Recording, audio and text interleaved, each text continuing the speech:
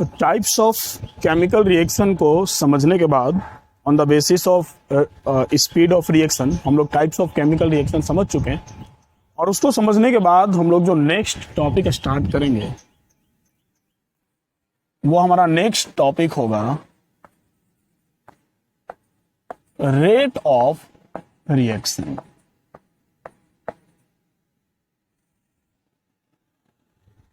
Rate of reaction. अब sir rate of reaction क्या होगा, रिएक्शन का रेट कैसे फाइंड करेंगे। खैर उसके पहले कि रेट ऑफ रिएक्शन होता क्या है, रिएक्शन का रेट क्या होता है। आप एक बात बताइए, रेट ऑफ रिएक्शन क्या होता है। रेट आप किसको कंसीडर करें, क्या समझ रहे हैं रेट का मतलब। देखो कोई भी आपके पास केमिकल रिएक्शन है, सपोज दैट आपके पास एक रिएक्टेंट है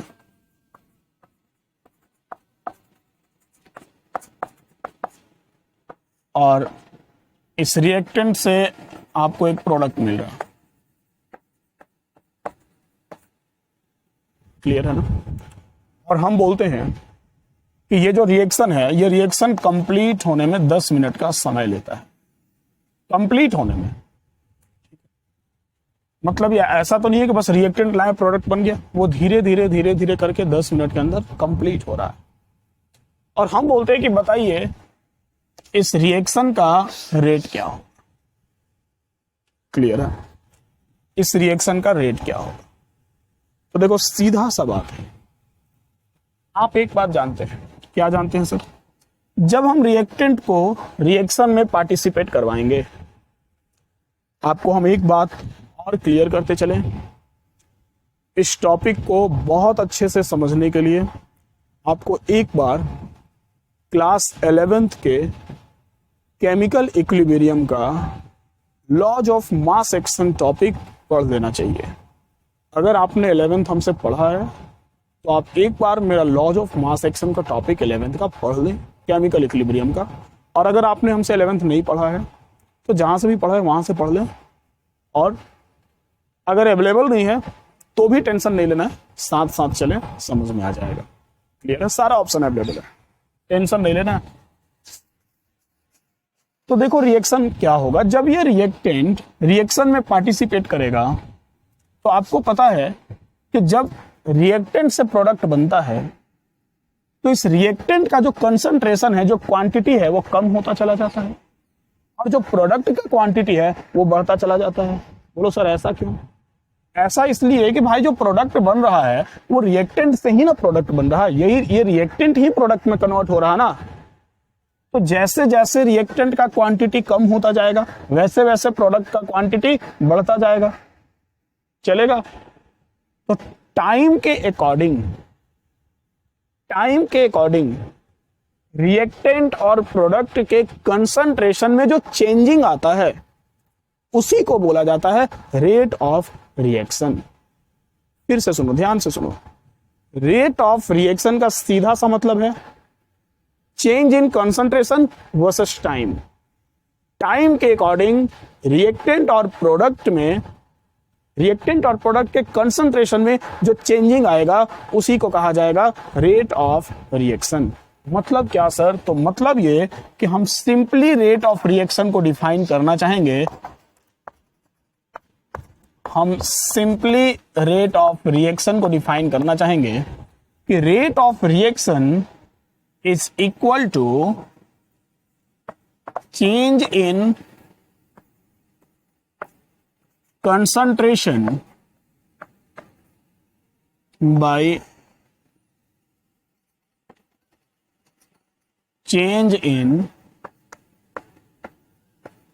time। टाइम के अकॉर्डिंग जो कंसंट्रेशन में चेंजिंग आएगा that is called rate of chemical reaction.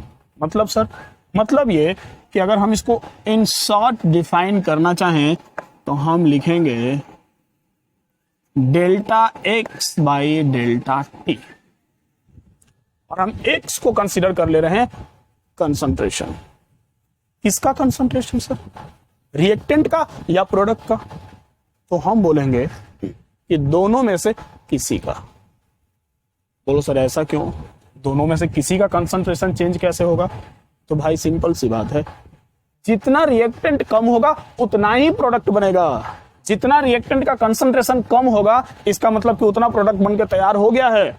तो दोनों के कंसंट्रेशन में जो चेंजिंग आएगा वो बिल्कुल सेम आएगा।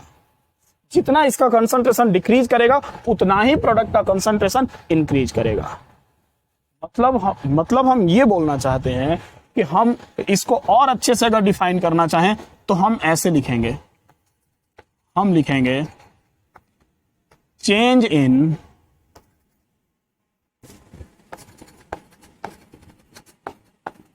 concentration of reactant or product upon change in time. Change in reactant or product upon change in time. या फिर हम इसको बोलेंगे, हम इसको अभी एक दो तरीके से और डिफाइन करेंगे। हम लोग कितने तरीके से डिफाइन कर सकते हैं आप वो देख लीजिए। या फिर हम इसको बोलेंगे ऐसे, कैसे sir?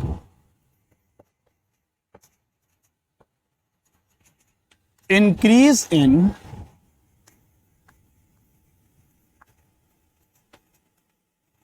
Concentration of product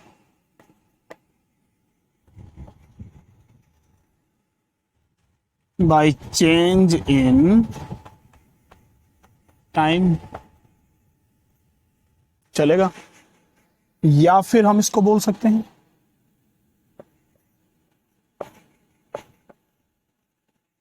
decrease in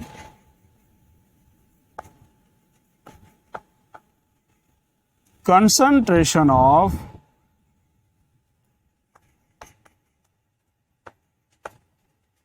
reactant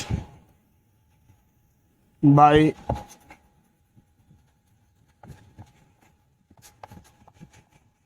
change in time। आप अगर ध्यान से इस चीज को देखिए तो हम लोग ये जितने टाइप से डिफाइन किए हैं ना सब एक ही है। अभी हम इसको और एक दो तरीके से डिफाइन करेंगे, बट हम लोग जितने तरीके से इसको डिफाइन किए सब में एक ही बात बोला जा रहा है। कैसे सर? देखो, हम बोल रहे हैं change in concentration by change in time. ये तो खैर एक मतलब मेन आपका फॉर्मूला बोलो और डेफिनेशन बोलो, जो बोलो वो हो गया। तो rate of reaction is equal to change in concentration by change in time. चलेगा? अब सर कैसा चेंज इन कंसंट्रेशन वो देखो। Change in concentration of reactant और product by change in time. या तो रिएक्टेंट का कंसंट्रेशन जितना चेंज हुआ या फिर प्रोडक्ट का कंसंट्रेशन जितना चेंज हुआ बाय चेंज इन टाइम। चलेगा? Increase in concentration of product by change in time. Increase in concentration of product, product का कंसंट्रेशन जितना बढ़ा बाय चेंज इन टाइम, या फिर रिएक्टेंट का कंसंट्रेशन जितना घटा बाय चेंज इन टाइम। एक सिंपल सी बात है। हमको एक बात बताओ, अगर प्रोडक्ट 10 ग्राम बना है तो इसका मतलब कि रिएक्टेंट 10 ग्राम कम हो गया है। अगर प्रोडक्ट 10 ग्राम बना है इसका मतलब यह है कि रिएक्टेंट 10 ग्राम कम हो गया है। क्लियर है ना? दोनों में चेंजिंग कितने का आया? 10 ग्राम का आया। चलेगा? मतलब क्या sir? Increase in concentration of product by change in time. चलेगा? सपोज दैट कि ये 10 ग्राम बनने में 5 मिनट का टाइम लगा है। 5 मिनट में ये 10 ग्राम बना है, तो 5 मिनट में ये 10 ग्राम कम भी हुआ होगा, क्योंकि जितना ये कम होगा उतना ही वो बनेगा, और जब ये कम होगा तभी तो वो बनेगा। तो increase in concentration of product by change in time. तो कंसंट्रेशन ऑफ प्रोडक्ट कितना इंक्रीज हुआ? 10 gram by change in time 5। As example ले रहे हैं, अभी ये कोई बहुत बड़ा चीज नहीं है, इसको लिख मत लेना। हम इसको क्या बोलेंगे? हम इसको बोलेंगे ना, हाँ 10/5 हुआ सर। चलेगा? चेंजिंग 10 ग्राम का आया। Decrease in concentration of reactant by change in time. कितना रिएक्टेंट का कंसंट्रेशन डिक्रीज हुआ सर? 10 ग्राम। सर 10/5। क्लियर है ना? Change in concentration of either reactant और प्रोडक्ट। रिएक्टेंट भी कितना चेंज हुआ? 10 ग्राम। प्रोडक्ट भी कितना चेंज हुआ? 10 ग्राम। दोनों में से कोई भी लेंगे तो सर 10 ही आएगा, और चेंज इन टाइम हमारे पास 5 है। चलेगा? मतलब क्या? तो मतलब ये कि इनमें से किसी भी तरीके से हम इसको डिफाइन कर सकते हैं, delta X by delta T को डिफाइन कर सकते हैं। ये सारा का सारा delta X by delta T ही है, सब एक ही है, चलेगा। अब हम आपको न्यूमेरिकल जब आप बनाइएगा तो न्यूमेरिकली आपको रेट ऑफ रिएक्शन को कैसे लिखना है हम आपको वो सिखाने वाले, और ये वेरी वेरी इंपॉर्टेंट है। चलिए जरा रेट ऑफ रिएक्शन का आप डेफिनेशन लिख लीजिए, लिखिए, सुनकर लिखिए, लिखिए। उसके बाद ये सब नोट कीजिएगा, पहले डेफिनेशन लिख लीजिए। लिखिए, the rate of reaction can be defined as the rate of reaction can be defined as the change in concentration of any one of the reactant or product per unit time, चलेगा। पर unit time के according जो change in reactant by change in product होगा, change in reactant और product होगा, that is called rate of reaction. और एक बात और बताते चले आपको कि ये जो रेट ऑफ रिएक्शन हम लोग लिख रहे हैं ये एक एवरेज रेट ऑफ रिएक्शन होता है, और इसको रिप्रेजेंट इस तरीके से भी किया जाता है, आर एवरेज। अब सर एवरेज का मतलब क्या होता है? कुछ और भी होता है क्या? एवरेज के अलावा भी कुछ होता है? एवरेज के अलावा भी होता है, बट हम लोग एवरेज ही लेके चलते हैं। वो सब क्या होता है वो भी आपको हम थोड़ी देर में बता रहे हैं। इसको पहले नोट कर लो अच्छे से, हो गया? मिटाते हैं।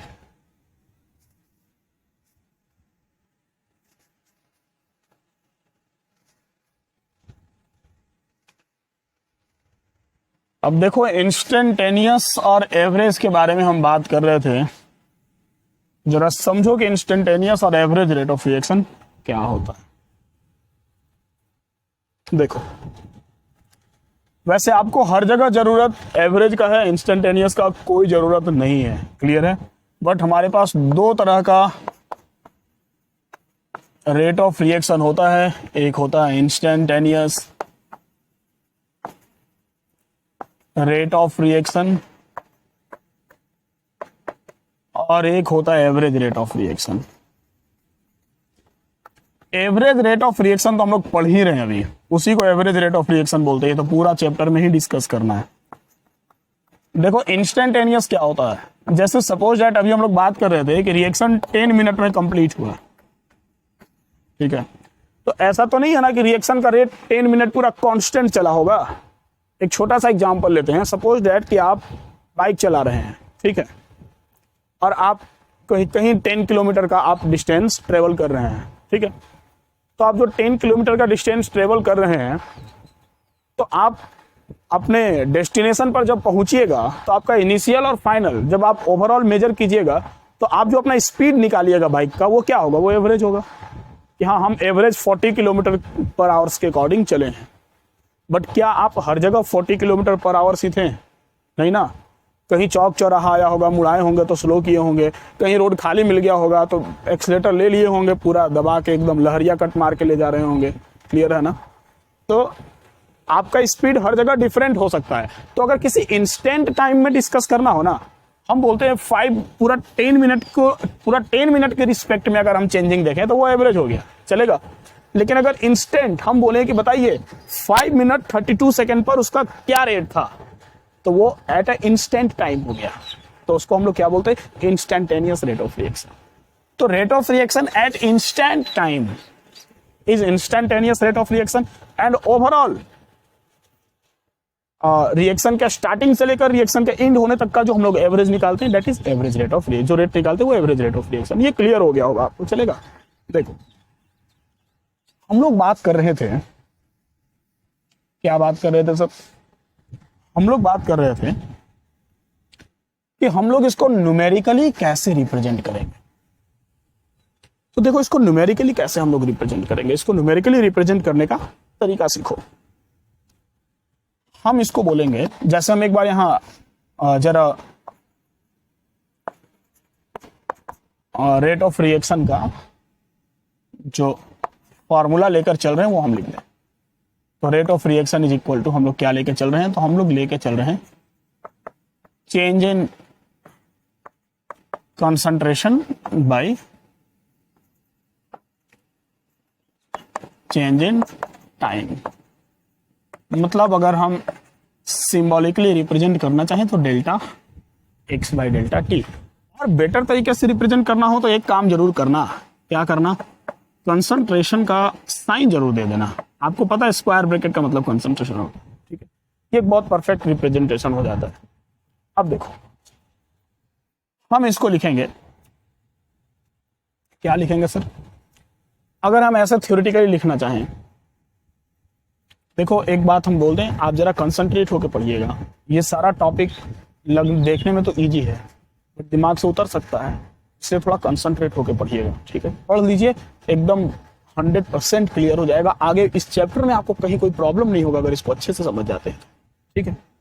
तो हम अगर थ्योरेटिकली इस तरह से लिखना चाहें तो हम लिखेंगे कि decrease in concentration of A by change in time, या हम लिखेंगे increase in concentration of B by change in time, लिखेंगे ना, या हम लिखेंगे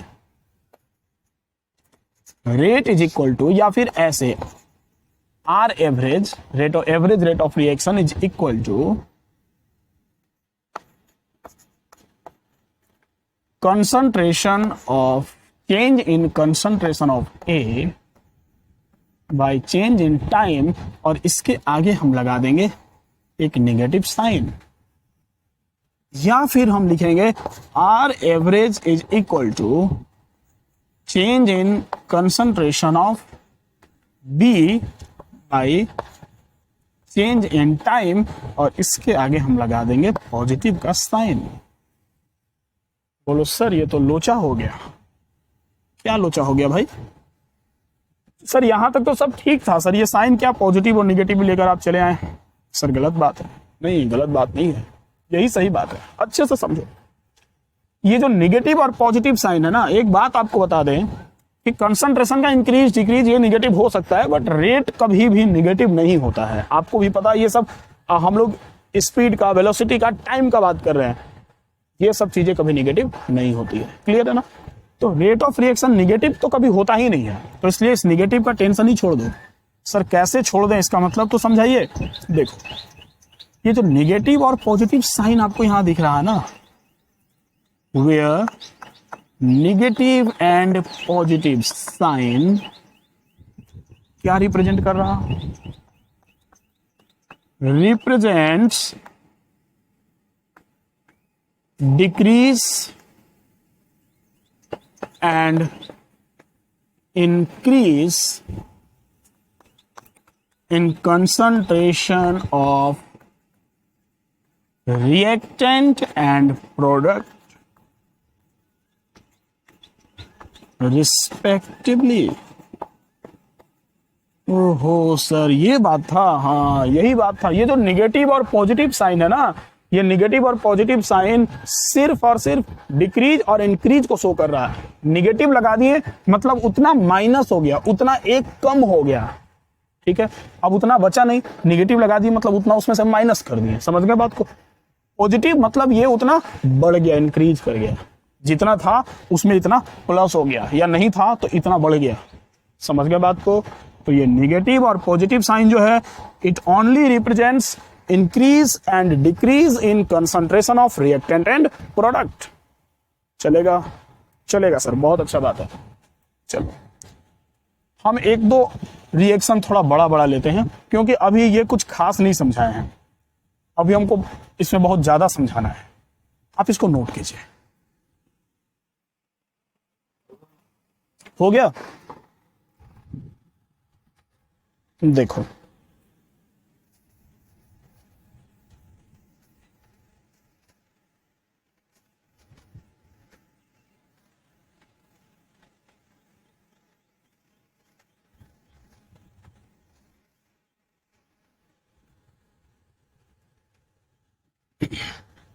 हम एक और केमिकल रिएक्शन लिखते हैं। अभी हम सिंबॉलिक रिप्रेजेंटेशन दे रहे हैं, फिर उसके बाद हम एक्चुअल रिएक्शंस लेंगे।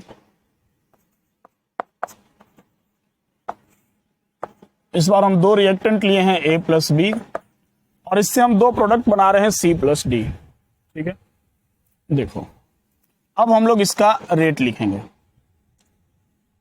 अगर हम A का रेट लिखना चाहें, ठीक है, 1 मोल A है, 1 मोल B है, 1 मोल C है, 1 मोल D है, स्टिक्योमेट्री सबका इक्वल है।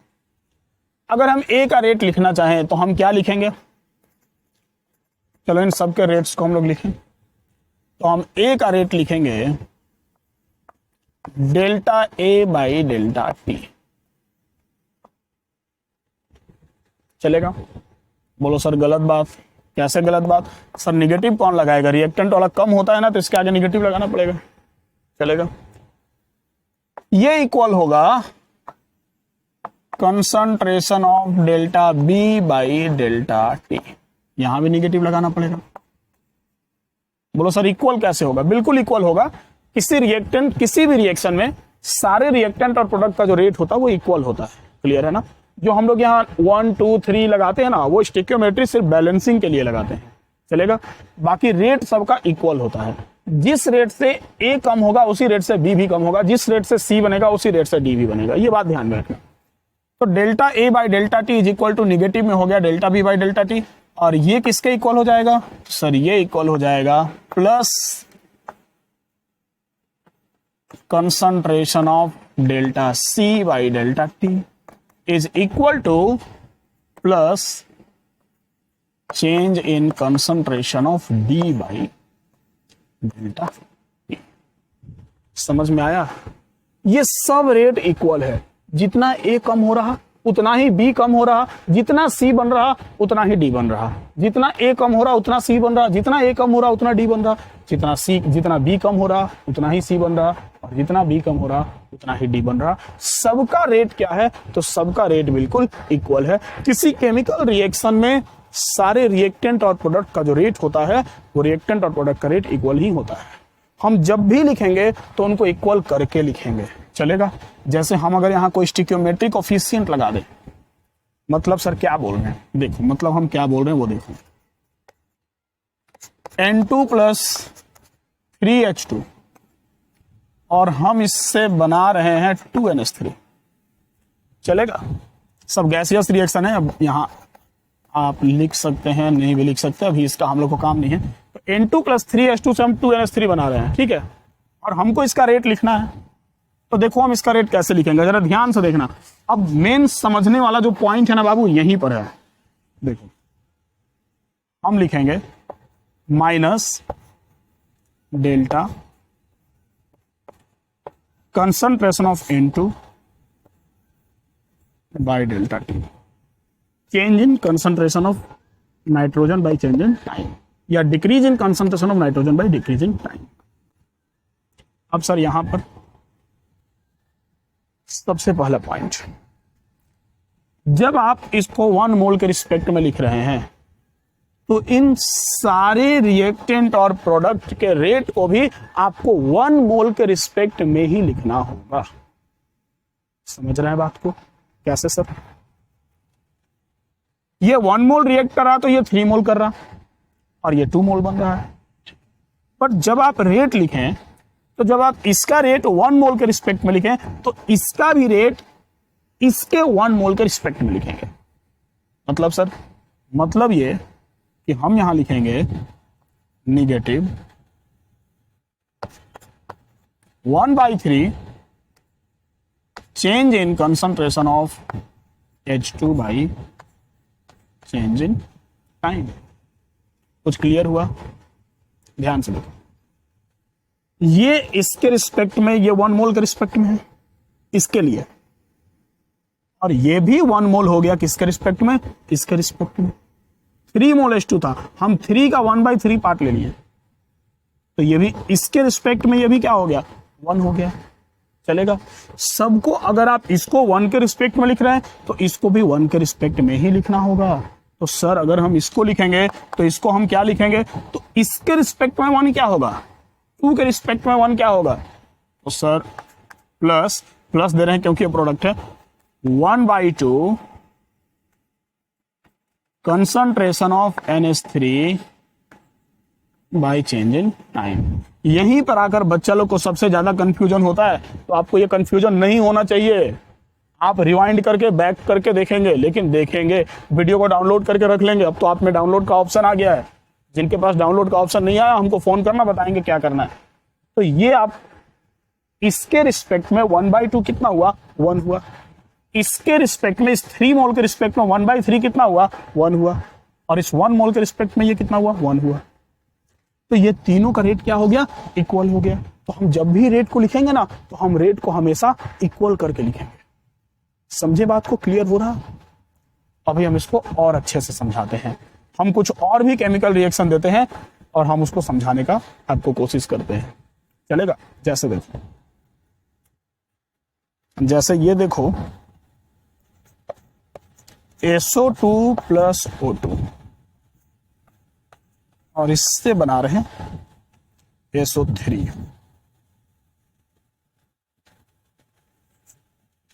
2SO2 प्लस O2 से हम 2SO3 बना रहे हैं। अब 2SO2 प्लस O2 से 2SO3 बना रहे हैं और इसी के जैसा इसके रेट को इक्वल करके लिखना है। कैसे लिखेंगे? वीडियो को पॉज कीजिए, इसको समझ के नोट कीजिए और इसका रेट इसके इक्वल करके लिख के रखिए। हम अभी बताते हैं। लिखें आप लोग, इसका रेट लिखें।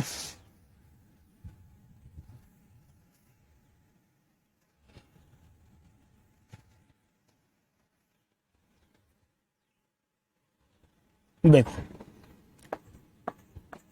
2SO2 प्लस O2 और इससे बन रहा है 2SO3। सबको 1 मोल के रिस्पेक्ट में सबका रेट आपको लिखना है। और 1 मोल जब भी कंपेयर करेंगे तो उसी के क्वांटिटी से 1 मोल कंपेयर करेंगे। ये बात ध्यान में रखना है, दूसरा से नहीं करने लेंगे, उसके क्वांटिटी से 1 मोल कंपेयर करेंगे। अब ये 2SO2 है, अब इसको 1 मोल के रिस्पेक्ट में लिखना। हम क्या करेंगे, 1/2 concentration of SO2 by delta T, यहां लगा दे माइनस। अब ये 2 था तो इसके रिस्पेक्ट में 1/2, इस 2 के रिस्पेक्ट में 1/2, ये समझो।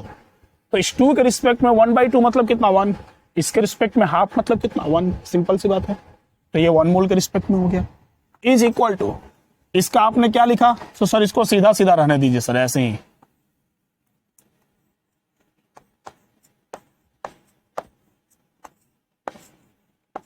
ऐसे ही, क्योंकि सर ये 1 मोल है और ये 1 मोल के रिस्पेक्ट में लिख दिए, चलेगा। ये 2 मोल था तो 1 मोल के रिस्पेक्ट में इसको हाफ करना पड़ गया। अब उसको क्या करें सर, तो अब आप समझ गए होंगे।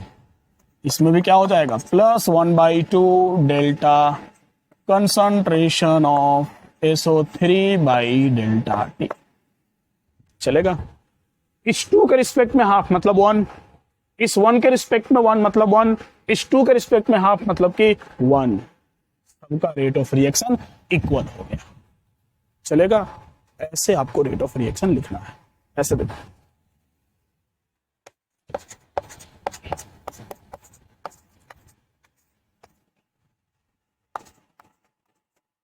SO2 plus half O2 SO3। बोलो जरा इसका रेट कैसे लिखें,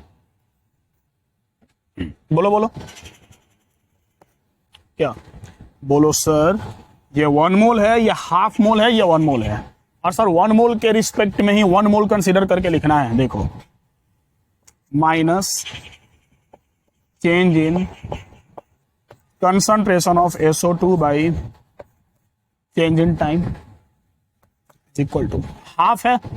हाफ को 1 मोल के रिस्पेक्ट में, जब 2 था तो 1 मोल के रिस्पेक्ट में हाफ कर दिए, तो हाफ है तो 1 मोल के रिस्पेक्ट में क्या करेंगे, 2 कर देंगे, डबल कर देंगे, तब ना हाफ इंटू 2 2 हो जाएगा। 2 इंटू हाफ 1 हो गया, तो हाफ इंटू 2 क्या हो जाएगा, 1 हो जाएगा। तो 1 के रिस्पेक्ट में हाफ इंटू 2 1, मतलब 2 इंटू माइनस में ही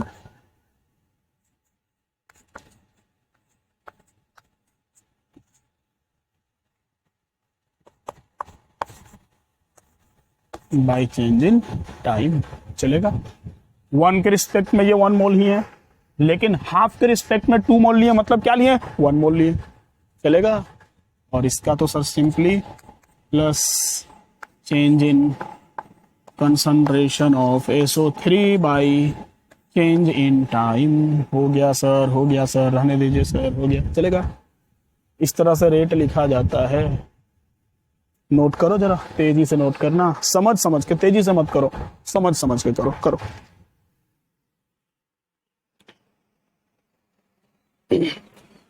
देखिए आपके सामने एक क्वेश्चन पड़ा हुआ है और क्वेश्चन है कि the rate of decomposition of N2O5 is 1.8 into 10 to the power -3। Concentration के टर्म में मोलरिटी दिया हुआ है, पर मिनट यूनिट है। Calculate the rate of formation of NO2 and O2 in given reaction. ये रिएक्शन है, ठीक है। और इस रिएक्शन में N2O5 के डिकम्पोजिशन का रेट दिया हुआ है 1.8 इंटू 10 टू द पावर -3। चलेगा। मोल पर लीटर पर मिनट, मोल पर लीटर को कैपिटल M मोलरिटी लिखा हुआ है, आपको टेंशन नहीं लेना है। आपको इसके डिकम्पोजिशन का रेट दिया हुआ है, इनके फॉर्मेशन का रेट आपको कैलकुलेट करना है। आप क्या करेंगे सर? बहुत आसान है। पहले तो आप खुद से कोशिश कर लीजिए, श्योर। 2 मिनट वीडियो को पॉज करके दिमाग लगाइए, ठीक है। ये मत सोचिए नहीं बनेगा, दिमाग लगाइए, फिर देखिएगा। भाई करो, देखो मत, करो। चलो अब आप किए या नहीं किए, अब यहां देखिए।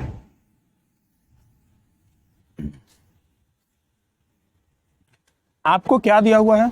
आपको इसका रेट दिया हुआ है। मतलब सर, मतलब आपको जो दिया हुआ है ना, वो delta concentration of N2O5 by delta T is equal to 1.8 into 10 to the power -3। ये चीज दिया हुआ है। रेट इसी को ना बोलते हैं। तो ये रेट ऑफ रिएक्शन दिया हुआ। बोलो सर निगेटिव लगा दीजिए, लगा दिए, लेकिन आपको न्यूमेरिकल बनाते समय निगेटिव हटाना पड़ेगा, क्योंकि आप जानते हैं कि rate of reaction is always positive. ये निगेटिव पॉजिटिव जो है वो सिर्फ और सिर्फ इंक्रीज डिक्रीज को शो करता है, न्यूमेरिकली आपको इसको यूज नहीं करना है, ठीक है। तो आप इसको हटा देना। ये दिया हुआ है और आपको इसका रेट और इसका रेट निकालना है। कैसे निकालेंगे? बोलो सर सबका रेट इक्वल होता है। पहले हम सबके रेट को, मतलब इक्वल होता क्या है, सबके रेट को पहले हम इक्वल कर देंगे और इक्वल करने के बाद हम कैलकुलेट कर लेंगे। कैसे सर? अगर हम लिखना चाहें इन सब का रेट तो क्या लिखेंगे? तो हम लिखेंगे delta concentration of N2O5 by delta T is equal to, इसके लिए क्या लिखेंगे? 2 मोल है, 1 के रिस्पेक्ट में लिखना है, तो sir 1/2 delta concentration of NO2 by delta T is equal to, half mole है, 1 के रिस्पेक्ट में लिखना है, 2 into delta concentration of O2 by delta T। इसके इक्वल में ये है, इसके इक्वल में ये भी है, और ये वैल्यू गिवन है, तो क्या इन दोनों का नहीं निकाल सकते हैं? चलो बोलो सर बहुत आसान हो गया, बहुत आसानी से निकाल सकते हैं। निकाल लो। देखो delta concentration of N2O5 by delta T is equal to 1.8 into 10 to the power -3। चलेगा? इसको हटाओ अभी, इसके इक्वल में इसको लिखो 1/2 delta concentration of NO2 by delta T, और ये वैल्यू बाबू गिवन है 1.8 into 10 to the power -3 is equal to 1/2 delta concentration of NO2 by delta T। चलेगा? अब आप यहां से निकाल लें इसको। कैसे सर? बहुत आसान।